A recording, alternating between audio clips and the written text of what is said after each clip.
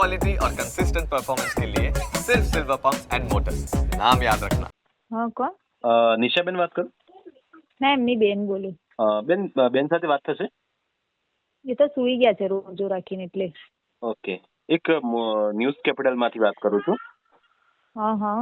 વિગત મળી છે એટલા માટે એમની સાથે એકવાર વાતચીત કરવી હતી કે હકીકત શું છે એમ. એટલે એમની બેન એટલે આજના અમુક સમાજ વાળા લોકો આવતા હતા ને તો ફોટા પાડે ને એવું તેવું કરે એમ, પડી ખબર? આવું થતું હતું હશે. એટલે એમની એ પાસ આઉટ છે ખરા એમ? જીપીએસસી ની ક્લિયર કરી છે એમણે? એ નહીં. તો પછી આ સમાજે જો આ એક મને તમે આ છે ને હ્યુમન કેર ફાઉન્ડેશન આણંદ દ્વારા સોજિત્રા ગામની જીપીએસસી માં ઉત્તીર્ણ થયેલી હા ડીવાયએસપી ના પદમાંથી નિયુક્તિ મેળવેલ નિશા સલીમભાઈ વોરાને ટ્રોફી આપી, સર્ટિફિકેટ અને પુષ્પ આપી સન્માનિત કરવામાં આવ્યા. રિપોર્ટ બધા અલગ અલગ પેપર્સ ના છે.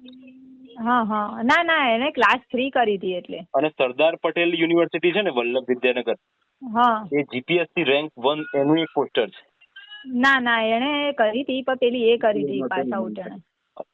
એમની તો બેન પછી સુફી એવોર્ડ જે મળ્યા એમાં પહેલું નામ બેનનું જ છે, નિશાબેન સલીમભાઈ. હા પણ ક્લાસ એને ક્લાસ 3 કરી હતી એમ, નામ તો હોય એનું પણ ક્લાસ 3 કરી હતી એમ. એટલે તમે કઈથી બોલો છો? એટલે હું અમદાવાદ થી વાત કરું છું. જીપીએસસી ક્લાસ 3 એટલે કઈ એમ એ પૂછું તમને વાત. એને ક્લાસ 3 ડીવાયએસઓ હતી પણ આ લોકોને ડીવાયએસપી લાગ્યું એવું થયું. એમની પણ બેન એક પેપરમાં કોઈ છાપે, 2 પેપરમાં છાપે, સમાજના લોકો એને ડીવાયએસપી તરીકે જ કહે છે. અને બીજું કે ડીવાયએસપી ની એક્ઝામ જ લેવાય નથી. ના 2021 માં આપી હતી બેને, આપી હતી 2021 માં. અને એમનું નામ કયા નંબરનું છે ખ્યાલ છે કઈ એમાં? એમને એક્સિડન્ટ થયો હતો જસ્ટ જે બી ક્લિયર કરી ને જ્યારે ઇન્ટરવ્યુ આવ્યું ને તો એમને એક્સિડન્ટ થઈ ગયો. બાકી એ ક્રેક તો કરેલી એમણે, બહુ હોશિયાર બી છે. ના નીતિ બાકી છે એમ, ગોલ્ડ મેડાલિસ્ટ બી છે એમ બધી રીતે. પણ આપણે યુપીએસસી પાસ કરી છે એમણે? હા યુપીએસસી માં 225મો રેન્ક હતો એમનો પ્રિલિમ્સ. અને કયા વર્ષમાં? આ વખત 2025 માં એટલે 24 માં? હા નિશા લખેલું હશે. અને કોલ લેટર ને એવું કઈ છે આપનું એમાં? નહીં હવે એમને કારણ કે છે ને એમનું અત્યારે પેલું એ ચાલે રમજાન તો બધું હશે ખરી પણ બધું મૂકી દીધું છે બધું, બહુ ફાઇલો ને બધું અત્યારે કારણ કે તૈયારીઓ કરે છે એટલે. અને હાલ જે ડીવાયએસપી ના પદ માટે એવું કે છે કે સ્પીપામાં છે ને પેલા અમદાવાદ ક્રાઇમ બ્રાન્ચમાં હતા, એ શું વાત છે તો પછી? એ નહીં, એ તો આ બધું અમુક લોકો હોય ને, આવું અમુક લોકો શું કહેવાનું. આપનું નામ શું છે બેન? નાક્યાબેન.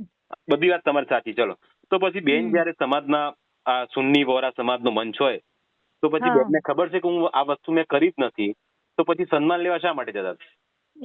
એને યુપીએસસી પ્રિલિમ્સ ક્રેક કરીને એમણે એને બધા શું કહેવાય પેન્ટિંગમાં ને બધામાં બહુ રસ હતો. એમાં એ બધાને ગોલ્ડ મેડલ બી મળ્યા છે એમને.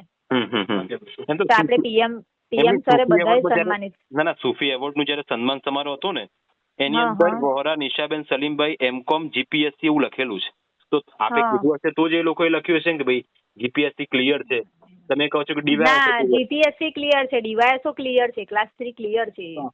પણ ઇન્ટરવ્યુમાં જ માટે રહી ગયેલી. મેં એમને કીધું હતું કે બેને કીધું હતું કે પ્રિલિમ્સ આવી રીતે ક્રેક કરી છે એમ, તો કે હોતું નહીં એમ.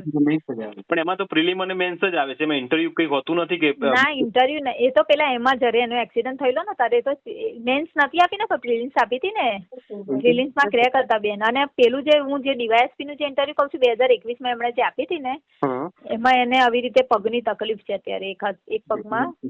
પણ આમાં અમે રિઝલ્ટ જે ચેક કર્યા ને 5 વર્ષના એમાં પ્રિલિમમાં પણ પાસ નથી, એમનું ક્યાંય નામ નથી એમ ડીવાયએસપીમાં.